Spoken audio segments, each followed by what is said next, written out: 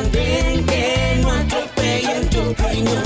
Súbete al andén, que no atropellen tu opinión. Aquí tú podrás compartir, debatir lo que a ti, lo que a mí nos pueda interesar. Son muchas voces unidas en una, nadie te viene a callar.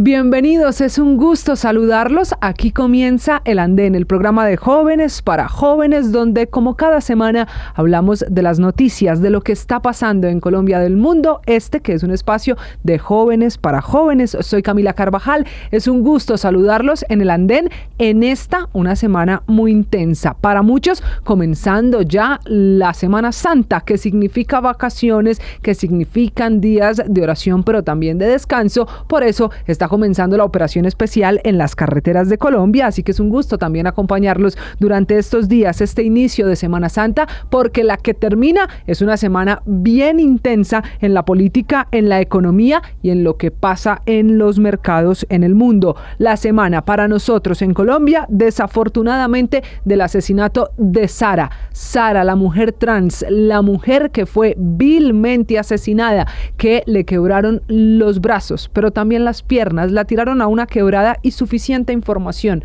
Eso debería ser suficiente para condenar este crimen y encontrar a los responsables. Un crimen que provocó velatones en las principales ciudades del país, pero que además se mezcla con otra de esas historias que arrugan el alma y que han sido historias difíciles de contar esta semana en Colombia. Ya son 2 las niñas muertas por el misterioso episodio de intoxicación en Bogotá. Las estudiantes del Colegio Nogales, Emilia e Inés, murieron esta semana. Queda otra compañerita, Gabriela, y un joven de 21 años hospitalizados luchando por su vida en la Fundación Santa Fe. Quizá porque los padres de familia escuchan el caso y dicen, pueden ser mis hijas. Quizá por el misterio alrededor de la intoxicación, o simplemente por saber qué pasó. Ha sido uno de los hechos más comentados esta semana, y la terminamos con 2 actualizaciones. Oficialmente ha dicho el pasado jueves la Secretaría de Salud de Bogotá que la sustancia que provocó la intoxicación no es un alimento, que está descartado que sea un alimento, por lo que la competencia ya no es de esa secretaría. Esto queda en manos de Medicina Legal y de la Fiscalía. Van a enviar algunas pruebas, algunas muestras a Estados Unidos, porque es completamente misterioso qué es lo que está pasando. Pero más allá de la causa, hay también un llamado a la calma en Bogotá. Este es un caso particular, una intoxicación en particular, no un problema de salud pública, dicen las autoridades locales, en medio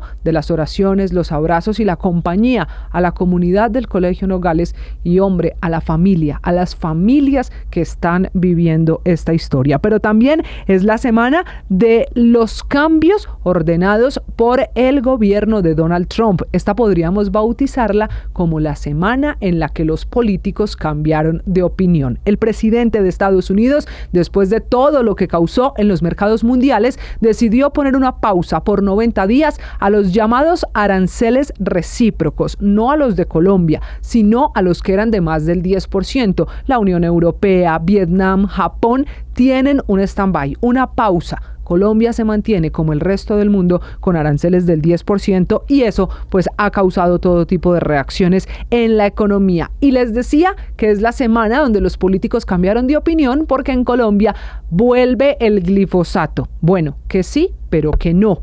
El anuncio lo hace el ministro de la Defensa, el general retirado Pedro Sánchez, que incluso tiene desde el Ministerio de Defensa todo listo con una licitación en curso por 7.700 millones de pesos. El objetivo de ese contrato es encontrar una empresa que le venda glifosato a Colombia. Pero dice el presidente Petro que eso no es cierto, que su gobierno no tendrá glifosato. Obviamente está descartada la aspersión aérea, y al final, ¿qué? ¿Vuelve o no vuelve el glifosato? Ese es el tema de debate esta noche aquí en El Andén. Por eso usted se puede sumar a esta conversación, que tiene mucho de política, mucho técnico por lo que significa la lucha contra las drogas, pero tiene también mucho de lo que pensaba el presidente en campaña y de lo que está pasando hoy en una lucha contra las drogas que va a definir si finalmente Estados Unidos desertifica o no a nuestro país. Bienvenidos, los leemos en todas las redes sociales usando numeral El Andén.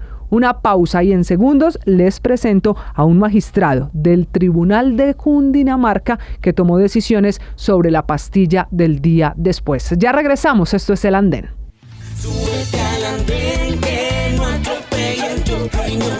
Súbete al andén, que no atropellen tu opinión. Aquí tú podrás compartir, debatir lo que a ti, lo que a mí nos pueda interesar. Son muchas voces unidas en una, nadie te viene a callar. Muy bien, y hablamos de las noticias más importantes de la semana en Colombia. Esta semana, sin duda, hay un avance en los derechos reproductivos y sexuales de las mujeres. Les hablo del fallo del Tribunal de Cundinamarca, un tribunal que ha ordenado que el Estado, a través de 2 ministerios, el de Educación y Salud, hagan pedagogía sobre la difusión, el uso, la compra, todo sobre la pastilla del día después. Y por eso ese es uno de los temas que vamos a resaltar hoy aquí en Blue Radio. Para eso es un gusto saludar a esta hora al magistrado Rodrigo Mazabel desde el Tribunal de Cundinamarca. Doctor Mazabel, bienvenido a Blue Radio. Gracias por estar con nosotros.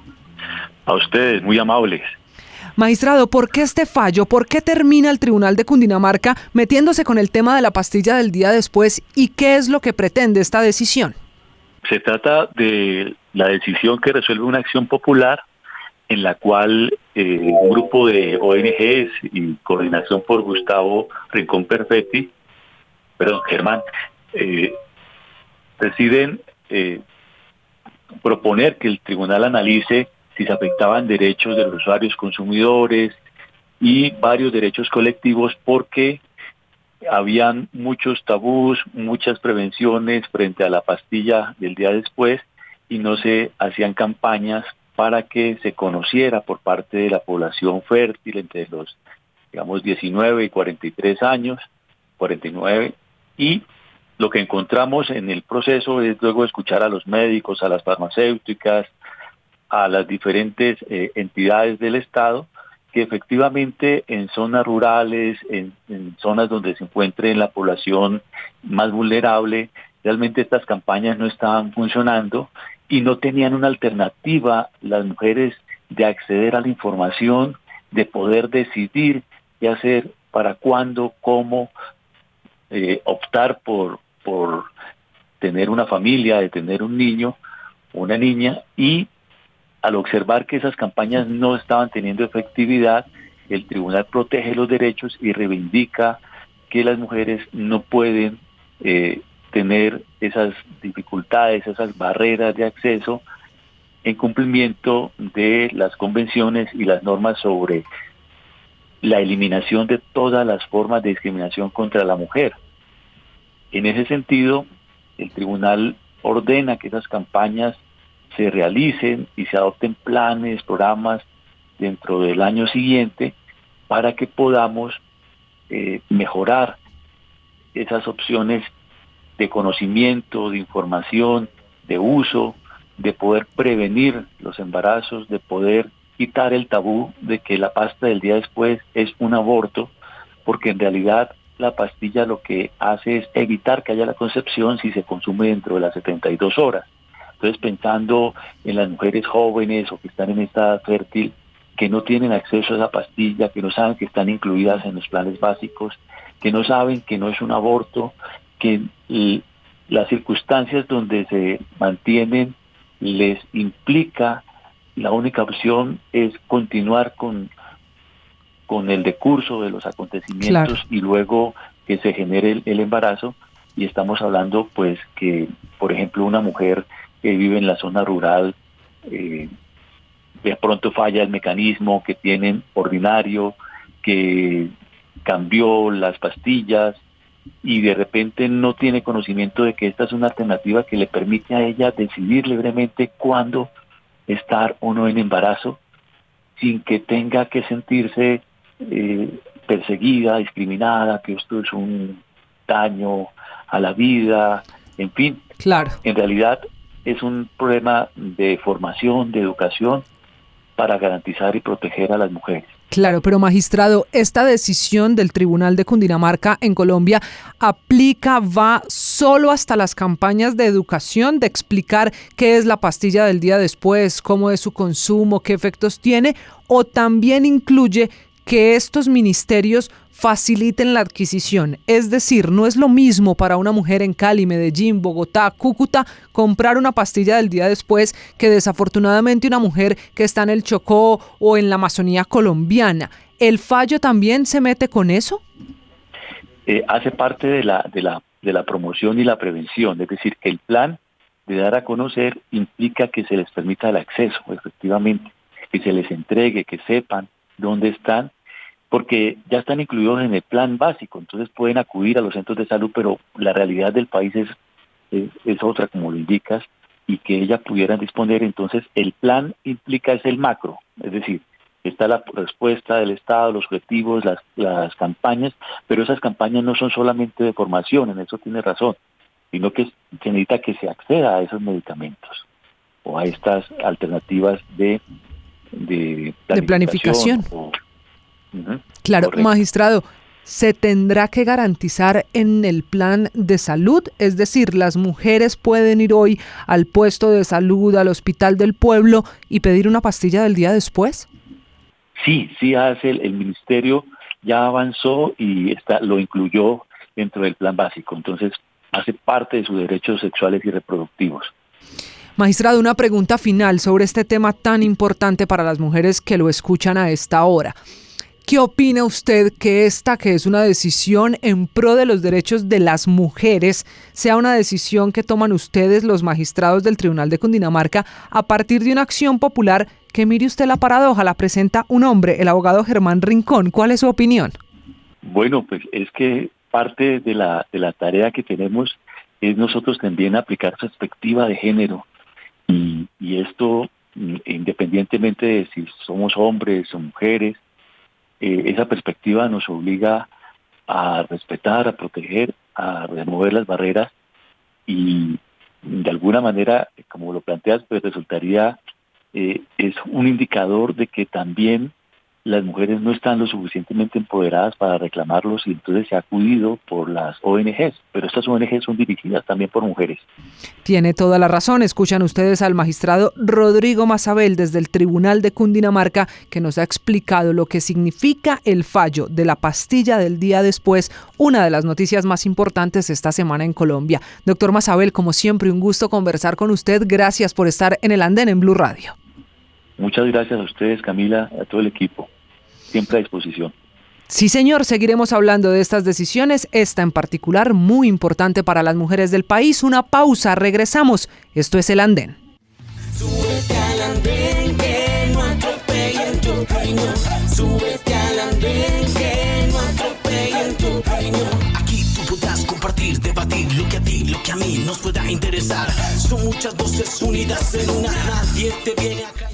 Gracias por continuar con nosotros. Esto es El Andén y hoy vamos a hablar de una de las noticias de la semana. Finalmente, esta semana que está terminando en Colombia deja la pregunta de si regresa o no regresa el glifosato. Y les digo la pregunta porque una cosa dice el presidente de la República, Gustavo Petro, y otra parece estar haciendo la Policía Nacional a través de la Dirección de Antinarcóticos y, claro, del Ministerio de Defensa. El presidente Petro se mantiene en la idea de que la política de gobierno es erradicar voluntariamente los cultivos de hoja de coca, mientras el Ministerio de Defensa tiene en desarrollo un proceso, una licitación, al menos mientras estamos aquí conversando de este tema, en el que busca alguna empresa que le venda glifosato a Colombia, vigente el contrato de mayo a diciembre por 77.000 millones de pesos. Más allá de si hay o no diferencias del mandatario colombiano con su ministro, hay que hablar del glifosato. ¿Será que resuelve la situación de cultivos ilícitos en Colombia? ¿Será que es momento de recuperar esa práctica como otra alternativa para combatir los cultivos? ¿Será que es glifosato, volver al glifosato como mecanismo para intentar decirle a Estados Unidos que no desertifique al país? De todo eso vamos a hablar esta noche aquí en El Andén. Por eso arranco presentándoles a nuestros panelistas, a quienes ustedes cada semana escuchan opinando en este programa de jóvenes. Arranco con Carlos Acero, que es abogado que se sube al andén. Carlos, bienvenido, buenas noches. Hola Camila, buenas noches, ¿cómo están? A mis compañeros de panel y a la audiencia también. En este tema tan importante, creo que con Petro, un paso adelante y dos atrás, es mi conclusión antes de empezar. Ya entró en materia, le presento también esta noche otro de los compañeros de panel, es Fabián Higuera, que es asesor legislativo, que está aquí en el andén. Fabián, buenas noches. Camila, buenas noches. Nicolás, Carlos, buenas noches y por supuesto que a toda la audiencia. Usted que está allí en el Congreso, de lo que también hablaremos más adelante. Nicolás Goyeneche es abogado, es analista aquí en el andén. Nicolás, bienvenido, buenas noches. Muchas gracias, María Camila. Ver que el gobierno, cuando parece que está avanzando por fin en una política que ha sido fracasada y que está enmendando el camino, decide insistir en la ideología y insistir en la reyerta y en la pelea con el ministro. Bueno, Carlos, arranco con usted. El anuncio sorpresivamente lo hizo el Día de las Víctimas esta semana el ministro de Defensa. Desde el principio se dijo que vuelve el glifosato, pero no para la aspersión aérea. No es que se vaya a lanzar desde un helicóptero o desde un avión, sino usar el químico para los cultivos ilícitos que se van a erradicar en Colombia de manera terrestre. ¿Es momento de volver al glifosato en la política que tiene hoy el país? ¿Usted qué cree? Yo creo que es un error completo tener que volver a dar esta discusión en Colombia y en general en el mundo. El glifosato es una sustancia que se ha probado científicamente que causa cáncer y otras afectaciones a la salud y también al medio ambiente, y es el desespero de este gobierno que no ha logrado implementar una política seria de erradicación, no ha logrado tener números suficientes en materia de otras formas de combatir el crimen y la producción de narcóticos, y termina sacando una vieja estrategia que realmente lo que hace es demostrar que, como decía al principio, con Petro un paso adelante y dos atrás, se terminan incumpliendo las distintas promesas. Se había dicho nunca volvamos a un ministro de origen militar al Ministerio de Defensa, pues volvimos a eso. Se había dicho nunca volvamos al uso del glifosato, se vuelve a usar. Y quiero resaltar un tema: el glifosato no es cancerígeno porque sea utilizado por aspersión, lanzado desde aviones, helicópteros. Eso no es el mecanismo el que lo haga cancerígeno, es la sustancia, y ese es el problema, porque también puede generar efectos sobre la salud de humanos, sobre la salud de animales y sobre la vegetación en distintos lugares, aun cuando se utilice de forma terrestre.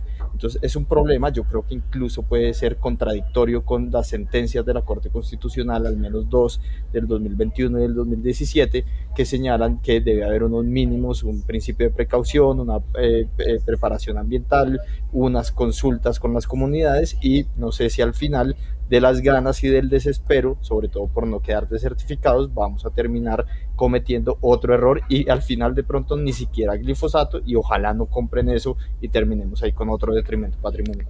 Que eso puede pasar en cualquier momento, Carlos. Mientras estamos aquí hablando, grabando el andén, pues la licitación y el proceso de contratación está vigente, pero esto no parece tener mucho futuro. De todas maneras, hay una frase de Carlos, Nicolás, que se ha escuchado mucho esta semana en Colombia, que esta es una decisión desesperada del gobierno buscando que Estados Unidos no desertifique al país. ¿Usted comparte eso? ¿Que pensar en de nuevo usar glifosato en Colombia es intentar convencer al gobierno de Donald Trump?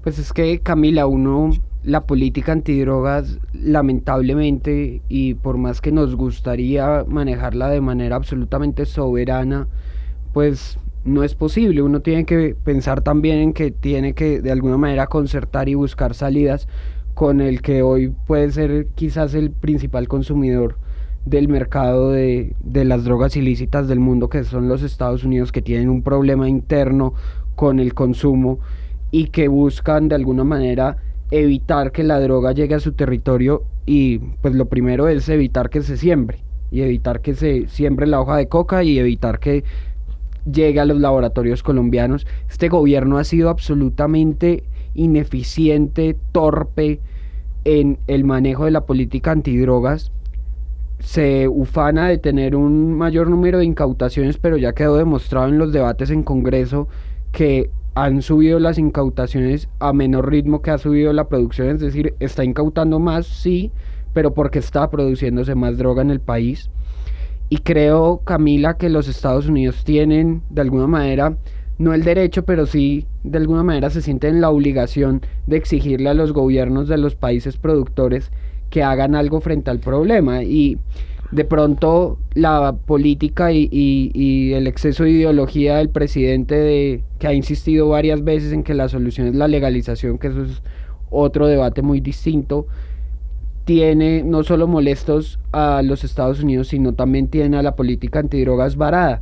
Tuvimos un año al principio de este gobierno en que no se radicó una hectárea de hoja de coca.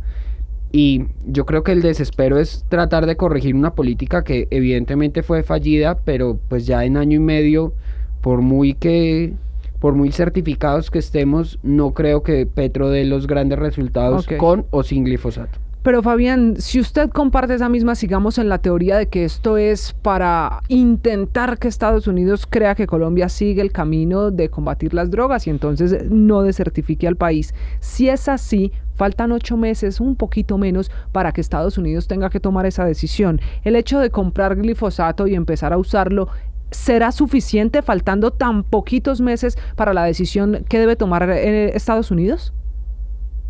Por supuesto que, digamos, como lo decían mis compañeros, detrás está como esa desertificación, pero yo quisiera darles un contexto también, porque yo creo que aquí lo que está demostrando Gustavo Petro es que todas esas promesas de campaña han sido muy poco válidas y adicional, ha sido una política muy incoherente, porque en múltiples ocasiones encontramos al presidente Gustavo Petro, cuando era oposición, decir que el glifosato era un crimen ambiental, en lo cual estoy totalmente de acuerdo, que era un fracaso de la política pública, que era un crimen a los campesinos y al medio ambiente, y incluso lo convirtió en una identidad política, en una promesa de campaña. Lo usó como una herramienta para atacar a los adversarios, y hoy vemos un presidente que recorre el mundo, que se llena la boca diciendo que es un presidente que protege la vida, y por el contrario vemos totalmente diferente. Hay miles de trinos que recuerdan de gente del pacto histórico de la ministra Susana Muhammad, que demuestran esa incoherencia. Entonces digamos que claro que detrás de todo esto está esa desertificación, pero yo sí creo que si queremos en Colombia que se combata la coca, ese no va a ser el camino. El glifosato, como lo decía en principio en este debate, en mi compañero, es que es un veneno, y eso es lo que tenemos que demostrar, que adicional hay un fracaso. Pero es un veneno que igual se usa en los cultivos legales. Claro, sí, se usan los cultivos legales, pero ¿de qué manera y cuál es el daño ambiental? Yo estaba revisando históricamente también qué daño han. Pero entonces el problema es que es cancerígeno o que se asperja mal. Claro, la organización es que es cancerígeno. Es cancerígeno. Pero adicional, no solo es, ahí estamos hablando de los humanos, pero estamos hablando también de lo que afecta en el medio ambiente, a los ríos, al agua, a los animales, a la fauna y flora. Es que no solo es un daño, es que es un veneno. Y yo creo que la solución, porque no vamos a hablar acá si el glifosato sí o no, yo lo que creo que debemos hablar acá es del fracaso de este gobierno como en su presencia de Estado. Pero a ver, Fabián, en eso no hay, perdóneme que lo interrumpa, en eso no hay una contradicción. Hace apenas unos meses se le criticó al presidente Petro, bueno, en general a su gobierno, a su exministro de Defensa, Iván Velázquez, que el problema de los cultivos de coca en Colombia era que el gobierno no hacía nada. Recuerden, por allá octubre, noviembre, terminando el año pasado, que salió el informe de hectáreas sembradas que dijo que en Colombia ya eran 253.000 hectáreas de coca. Y volvió esta discusión para decir, es que el gobierno no está haciendo nada y por eso el país está nadando en coca. Cuando llega el ministro de Defensa y anuncia ahora Pedro Sánchez, el militar retirado, que va a usar glifosato como otra alternativa, vuelve esta discusión. Al fin, ¿qué? El problema es cómo se ha usado el glifosato, el problema es que el presidente haya dicho que nunca iba a volver y lo estén contemplando, o el problema es el químico en sí mismo. Yo diría que el problema son todos. Perdóneme un segundo, yo quiero responder esta pregunta con otra pregunta. ¿Es que el glifosato dejó de ser un tóxico con el gobierno del cambio? O sea, históricamente lo han criticado, pero ahora es que no es hacer por hacer. es que lo que le estamos también pidiendo es coherencia a este gobierno. Si lo criticaba en el pasado, si decía que la solución debía ser con la presencia del Estado, ¿por qué ahora toman una decisión que criticaban en el pasado? Eso es lo que se está criticando. No es que no hagan, es que esto es un fracaso de la paz total y de los acuerdos de La Habana en el proceso de paz. Entonces no están cumpliendo, entonces tienen que, porque es muy fácil hacer oposición en Twitter, es muy fácil poner un trino, pero ahora lo que se les está pidiendo es gobierne y sea coherente con todas sus críticas del pasado, con todas las promesas de campaña y aplique. Yo creo que a la pregunta que haces, Camila, el problema realmente son todas las preguntas que tú planteas. Por una parte, el químico es un químico que, como digo, desde el 2015 está por la OMS catalogado como posiblemente cancerígeno, tiene múltiples casos en todo el mundo donde se han dado condenas. Una de las más recientes en Georgia, Estados Unidos, se condenó a la multinacional Bayer a pagar más de $2.000 millones por un caso de intoxicación y afectaciones a la salud a una persona, y hay 60.000 casos pendientes en los Estados Unidos, no por aspersión de glifosato, sino por uso normal del químico, ¿sí? Incluso para cultivos, es decir, es un químico que es realmente difícil. Incluso también han salido documentos y noticias, escándalos de los Monsanto Papers, que contaban cómo intentaban lavarle la cara comprando opiniones a la empresa para utilizar este producto y esconderle a la gente los efectos secundarios. Es decir, acá ha habido una lógica perversa en torno a ese químico. Eso es malo, pero también es completamente preocupante, malo, que el gobierno no haya tenido y siga sin tener una política efectiva para la erradicación y para contener los cultivos ilícitos. ¿Qué ha pasado? El gobierno dijo: nos vamos a concentrar en la interdicción, en la incautación, y eso realmente no resuelve el problema. Pues seguramente se siembra mucho más, está ya comprobado, se ha sembrado mucho más, no hay capacidad de incautar lo suficiente, y aun cuando estamos en un momento de cifra récord de incautación, crece más la producción. Y el problema a la final es que el gobierno no ha contemplado otras alternativas y que esta se presenta como, de alguna manera, una cortina de humo para congraciarse con el gobierno de los Estados Unidos a las carreras, a último momento, para decir: oiga, no nos desertifique, porque yo creo que como país todos sabemos que sería muy grave la desertificación, independientemente de la orilla política, pero con esto queremos echar como otro globo al aire, como en general ha sucedido con muchas de las cosas en el país. Entonces es muy preocupante la situación. Creo que además es completamente evidente la falta de una política seria en materia de erradicación y prevención de la creación de estos cultivos. Cuando uno ve ministro por una parte sale y dice una cosa, Petro dice por otra, a los 20 minutos otra cosa, después el ministro se ratifica, después Petro aclara, después el ministro, y yo ya no sé en qué vamos en esta semana con tantas ires y venires entre el ministro y el presidente, y uno no termina de saber además si están de acuerdo o si en el próximo Consejo de Ministros el presidente va a acoger a insultos y a groserías al ministro de Defensa, como se ha acostumbrado a hacer con los que no le hacen caso. Entonces es muy, muy preocupante. En general, también es muy desalentador para la gente que haya un presidente que haya llegado a gobernar con una serie de promesas, no importa cuáles fueran, pero que les prometió A y termina siendo Z, que es lo que ha hecho en este caso, que es lo que ha hecho en el tema de no aceptar más corruptos en la política, y termina con Armando Benedetti, o la esposa del ministro de Salud, que esta semana también hizo parte de otro escándalo, que iba a financiar la educación pública, pero termina poniéndole más cargas a las universidades, y que se ha denunciado la semana pasada que el nuevo decreto de formalización docente también afecta. Es decir, todo lo que había prometido que iba a hacer no lo hizo, pero sí hace cosas que son completamente contrarias a su programa de gobierno. Y en eso pues se demuestra que Petro es un charlatán, un hablador, que ni siquiera le cumple a su gente. Nicolás, señor. Camila, yo quisiera volver porque sí me preocupa mucho el tema de se está cuestionando una sustancia que, lo siento, pero tuvo resultados en políticas de erradicación con aspersión aérea. Cuando se hacían en el país, se frenaron en el 2015 con una doble coyuntura muy conveniente. No estoy diciendo que haya nada detrás, sino simplemente le salió el papayazo al gobierno de Juan Manuel Santos de la comunicación de la OMS sobre la probabilidad de que fuera un elemento carcinogénico, con los pactos que estaba haciendo con las FARC en La Habana, porque acá siempre ponemos como el foco en el campesino cocalero y no vemos que el campesino cocalero finalmente, a pesar de que no se le está persiguiendo porque llegamos a aparentemente a un acuerdo como país que no hay que perseguir a la base de la cadena, sino perseguir a los grandes, al que está detrás del campesino, incluso obligándolo a sembrar coca. Pero se hizo el acuerdo en La Habana y con las FARC de que se iba a frenar la política de erradicación, y desde el 2015 hemos visto cómo las gráficas de hectáreas sembradas de coca simplemente crecen exponencialmente. O sea, ¿usted cree que ese crecimiento está directamente relacionado con no usar glifosato? Yo creo que ese crecimiento está relacionado con que dejamos de usar un mecanismo que estaba sirviendo para la erradicación masiva de hectáreas y no lo reemplazamos con nada que fuera ni cerca igual de eficiente. Y creo Nicolás, yo discrepo. Pero yo creo que no tiene que ver solamente el glifosato, tiene mucho que ver con la política en general. Es decir, creo que los no, pues eso es lo que estoy diciendo. Listo, no hay fortalecimiento. Listo, no hay glifosato. Sí, decir, que entre otras no hay consenso tampoco en las agencias internacionales de qué tan tóxico es. Es un veneno. Dejemos eso claro. Es un herbicida. Funciona como un veneno, evidentemente es tóxico, pero ¿en qué medida es tóxico para el ser humano?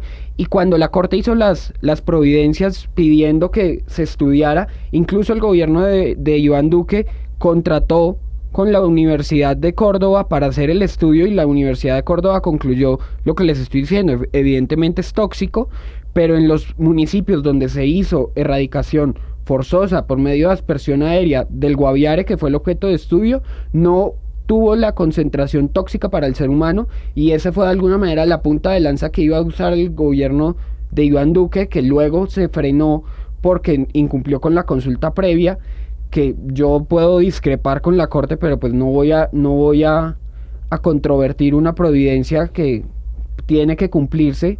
Pero en qué medida en verdad este país no ha sido atado de manos múltiples veces por las decisiones judiciales que, escudadas en derechos humanos, están frenando precisamente poder garantizar el control del territorio y poder garantizar que se cumplan los derechos y que se garanticen los derechos de los campesinos, que, insisto, muchas veces son obligados por medio de la violencia a tener hectáreas sembradas de coca. Y entonces erradicamos, y yo no digo erradiquemos y dejemos así, porque esa fue una política fallida, y yo le reconozco tanto Iván Duque como Álvaro Uribe mismo, y Juan Manuel Santos ni se diga. La erradicación no puede ser una política de listo, que yo creo en la erradicación obligatoria, en la erradicación forzosa, pero el Estado tiene que ir detrás con programas de sustitución, porque lo peor que puede pasar es, le erradico el cultivo de coca y no le ofrezco nada, al mes vuelve a sembrar.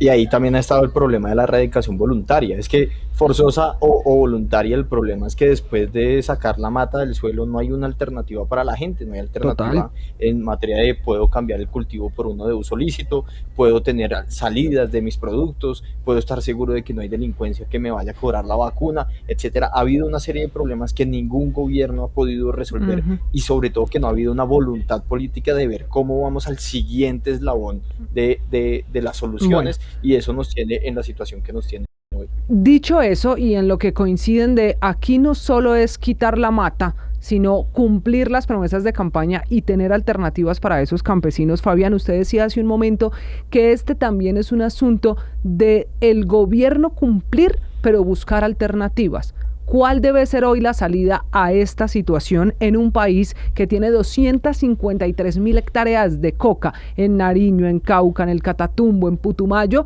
y que parece no dar abasto para poder erradicarlas? Es más, toda la propuesta del gobierno parte de que sea el campesino el que voluntariamente se inscriba al listado de quienes quieren erradicar. ¿Qué tiene entonces que hacer el gobierno si no es por el camino del glifosato?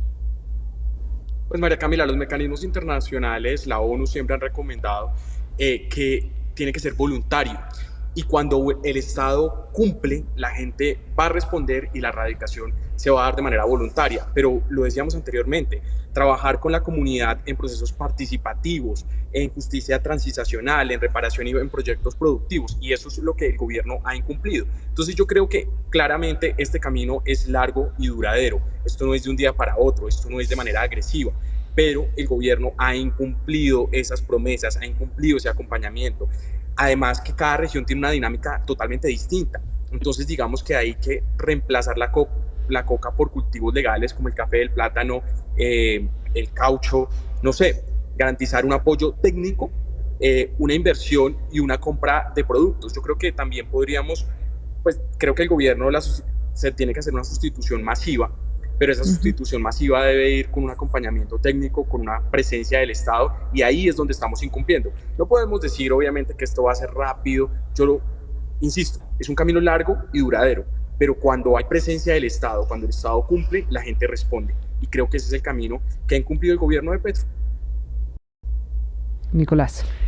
Camila, yo creo que el camino es volver a ver el cultivo de coca, y esto puede chocar, pero es una posición firme, como un objetivo de la operación de la fuerza pública. Y creo que lo que nos decía Fabián está muy bien, y de alguna manera la Corte lo ha visto así, que tiene que buscarse que sea voluntario, que tiene que buscarse la sustitución, que tiene que buscarse esos procesos participativos. Pero Camila, el problema es que gracias a este gobierno, gracias al fracaso de la paz total, y que al anterior tampoco lo hizo muy bien como esperaban sus votantes, tenemos zonas del país muy extensas en las que el Estado no ejerce el control territorial, en la que no está la autoridad del Estado siendo la que media los procesos, la que ofrece servicios, sino que lo están haciendo organizaciones criminales, incluso transnacionales. Entonces lo primero es, el Estado tiene que volver y tiene que recuperar el territorio. Se necesita una política de seguridad muy distinta a la que está proponiendo, porque sigue proponiendo, a pesar de que es gobierno, Gustavo Petro. Y tenemos que, conforme se recupera el territorio, hay que hacer erradicación donde se está logrando recuperar el control territorial. Erradicación, yo creo que debe ser forzosa por eficiencia, y detrás tener una cantidad de oferta de servicios, porque va a ser muy difícil reemplazar un cultivo que en cuestión de meses está dando producción y está dando una cantidad de ingresos al campesino abismales, entre otras por la ilegalidad. Es muy difícil reemplazarlo con un cultivo legal que se puede demorar 6 meses, el que menos, pero otros que quizás son los más productivos, que pueden tener incluso demoras de hasta 5 o 10 años en comenzar a darle al campesino para producir. Y eso exige que el Estado tenga no solo una política de sustitución de cultivo, sino que el Estado busque una alternativa para el campesino que sembró coca, muchas veces obligado, para poder soportar y tener un cultivo legal, y soportar esos años o esos meses que de pronto el cultivo no le va a rendir. Fabián, no lo Yo veo creo muy que convencido. se necesita... Señor Carlos. Yo creo que se necesitan unas políticas urgentes para ir al territorio, darle seguridad a las personas que quieran hacerlo de forma voluntaria, y también desde el principio que tengan garantía. Pero Carlos, ¿qué es primero? Vayan a... La erradicación y luego todo ese paquete que se debe dar al campesino para que tenga otras alternativas, o esto es primero sembrar el otro cultivo y darle las otras garantías al campesino y luego la erradicación, porque es que aquí también estamos en una discusión difícil de entender qué debería hacer primero el gobierno. Yo creo que tiene que ser al tiempo, porque la urgencia nos lo obliga. Es decir, desafortunadamente tenemos el problema de la desertificación encima, y también, más allá, tenemos el sufrimiento humano de los campesinos en Colombia, que si no están en los cultivos ilícitos, puede ser que los obliguen, que los presionen o que aguanten hambre. Entonces tienen que ser las dos cosas al tiempo para que haya un proceso de transición, pero se requiere un plan urgente y sólido, que es lo que no hay. No hay una política de seguridad nacional, la política de paz total fracasó, y lo único que me parece que puede ser como una medio ayudita, que no está nada mal, es el anuncio que hoy se hace, que esperemos se logre. En esto sí uno no puede estar con ojalá fracase alguien o no, es el acuerdo entre el gobierno y la Coordinadora Nacional del Ejército Bolivariano, que se han comprometido conjuntamente a erradicar 30.000 hectáreas de coca. Eso en un proceso de paz. Creo que en el sur del país, en Nariño y en Putumayo, con 2 organizaciones criminales, hay unos avances interesantes. Son los únicos 2 mini procesos de paz, de la paz total, que van avanzando, y ojalá se terminen consolidando, aun cuando la paz total en general fracasó. Ojalá acá se logre, y eso también va a contribuir al tema de la hoja de coca. Y ya que están con los actores armados haciendo un acuerdo para sacar esa coca, por favor, ya es momento allá de llevar las alternativas. Ese puede ser el mejor piloto para empezar a resolver el problema y aprender cómo se hace al tiempo. Camila, concuerdo con que sea el tiempo, porque es que muchas familias no siembran coca porque quieran, sino porque es lo único que les genera liquidez. Es una economía casi de supervivencia. Entonces, si el gobierno, así como lo decían los anteriores, está haciendo una presencia, porque es que si hay carreteras, si hay agua, si hay educación, si hay salud, un gobierno que brinde, digamos, ese desarrollo rural integral, pues digamos que ahí vamos a tener un desarrollo, un mecanismo para reemplazar la coca, porque es que no es solo erradicar, pero pues es zanahoria y garrote. O sea, la gente hay que formalizarle la tierra. ¿Cómo un campesino va a pedir un crédito si no tiene tierra? Cómo las comunidades necesitan trabajar de manera, por eso digamos que anteriormente decía, el Estado cumple, la gente responde y hay una erradicación voluntaria. Pero no es que la gente tampoco podemos aquí decir que es que los campesinos porque quieren o por... No, es que al final es una supervivencia del campesino, pero necesitamos una presencia del Estado urgente, una solución. Esto es integral, esto no se puede hablar por un solo camino. Por eso digo que es largo, duradero, pero esto era lo que esperaban los votantes de Petro. Esta era la promesa de campaña. Es que dijo que ni una gota de glifosato. Bueno, metámonos en eso, ya que están en la política, se nos va a acabar el tiempo muy pronto y hay un ingrediente político en esto que también es importante, Carlos, entender esta noche. ¿Qué pasa si finalmente se hace esa licitación y en mayo queda disponible el glifosato para la policía antinarcóticos? Políticamente, ¿cuál puede ser el costo para el presidente de la República? Yo creo que es un costo reputacional muy grande. Creo que es una de las razones por las que muchos de sus adeptos están empezando a ver ya cómo se vuelve indefendible. Esta semana también me pareció muy evidente, muy indefendible toda la argumentación en torno a lo que pasó con la esposa del ministro y las revelaciones periodísticas de cómo maltrata funcionarios para asignar contratos en el Amazonas. Y veo que había casos hace unos meses donde decían, no, pero es que están engañando al presidente, no, es que hay unos infiltrados, pero ya es que se nota que es en el núcleo central del gobierno que está sucediendo esto. Entonces el costo reputacional va a ser significativamente grande.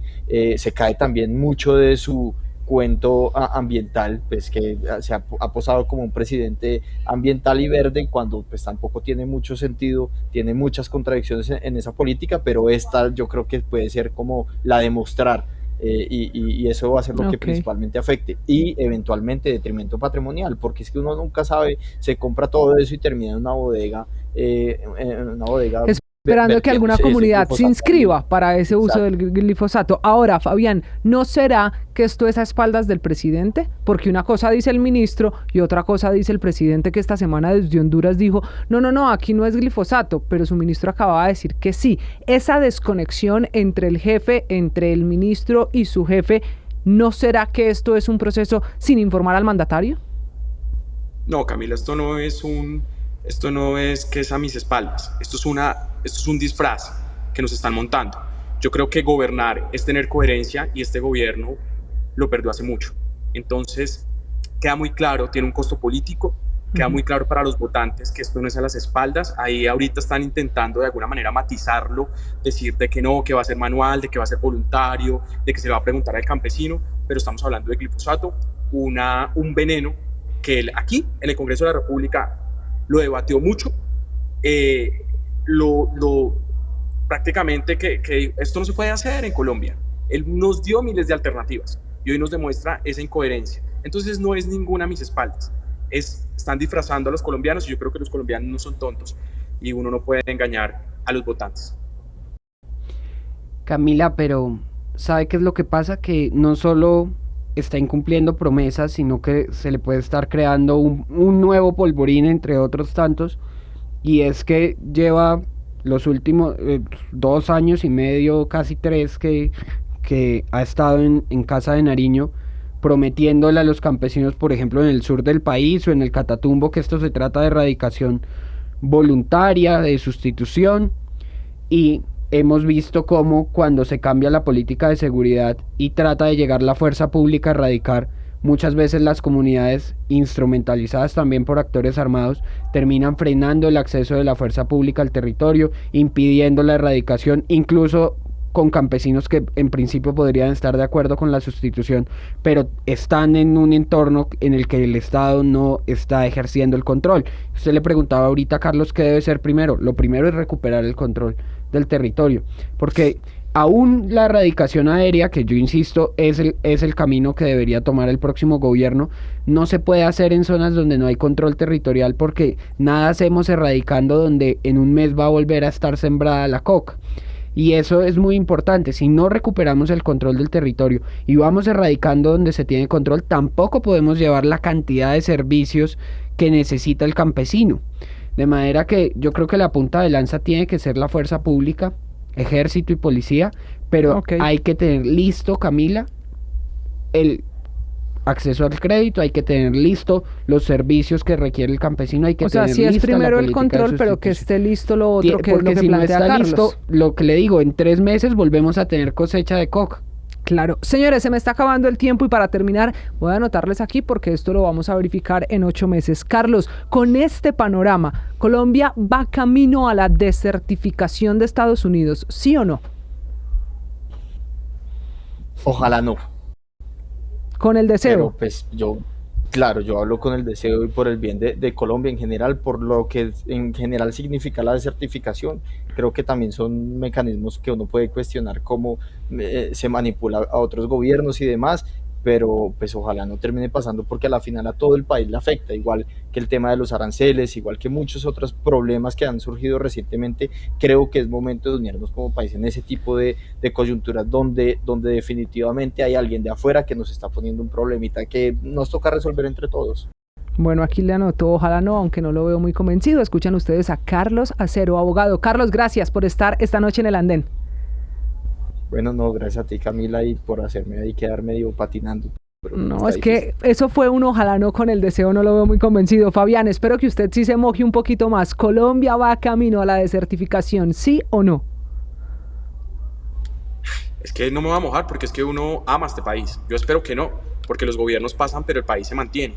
Entonces yo espero que Estados Unidos entienda que esto es un gobierno, que es un gobierno que ha cumplido sus promesas, pero que el país continúa y que hay gente aquí que quiere trabajar, hay empresarios que han mantenido el contacto también con Estados Unidos para mantener este tipo de relaciones y decirle como denos una espera un poquito para seguir continuando y trabajando como país. Fabián Higuera, que es asesor legislativo. Fabián, hasta una próxima oportunidad aquí en el andén. Muchas gracias. Gracias, Camila. Nicolás, en su caso, ¿usted qué cree? Camila, hoy no tenemos una política contra las drogas que evite la desertificación. Lamentablemente vamos a tener las consecuencias terribles que es ser un país desertificado en la lucha contra las drogas. Le digo, nos van a desertificar, es lo más probable. Esto es un pañito de agua tibia al lado de lo que está esperando el gobierno de Donald Trump. Y lamentablemente, pues Camila, no hay política antidrogas, y si esto va a ser manual, si esto va a seguir siendo voluntario, tocando puertas a ver si el campesino quiere dejar o no de cultivar un cultivo ilícito, pues muy difícilmente vamos a dar respuesta a lo que esperan los Estados Unidos. Lo sabremos en poco menos de 8 meses. Imagínese el panorama de una desertificación más la guerra comercial, que no es con Colombia, es con el mundo, pero que tiene efectos en su economía y en la mía. Nicolás, gracias por estar con nosotros. Nosotros nos vemos, nos oímos la próxima semana. Esta discusión continúa, esta conversación sigue también en redes sociales usando numeral El Andén. Chao. Súbete al andén, que no atropellen tu opinión. Súbete al andén, que no atropellen tu opinión. Aquí tú podrás compartir, debatir lo que a ti, lo que a mí nos pueda interesar. Son muchas voces unidas en una. Nadie te viene a callar.